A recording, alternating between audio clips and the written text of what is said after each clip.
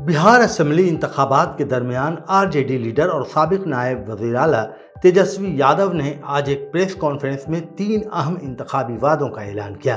उन्होंने कहा कि अगर उनकी हुकूमत बनती है तो रियासत के तमाम आर्जी या कॉन्ट्रैक्ट पर काम करने वाले मुलाजमीन को मुस्तकिल किया जाएगा। जितनी जीविका सीएम दीदियां हैं यानी कम्युनिटी मोबिलाइजर्स हैं, उन सभी सीएम दीदियों को स्थायी कर उन्हें सरकारी कर्मचारी का दर्जा देकर उनके वेतन को 30,000 प्रति माह हम लोग करेंगे। और हमने पहले भी अनाउंसमेंट किया है बहनों के लिए, महिलाओं के लिए कि बेटी योजना, मां योजना हम लोग लाएंगे।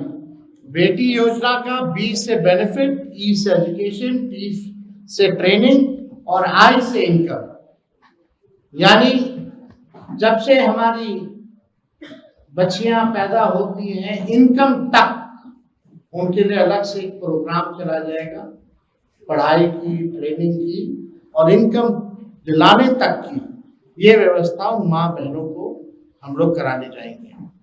माँ योजना भी हम लोग लाएंगे।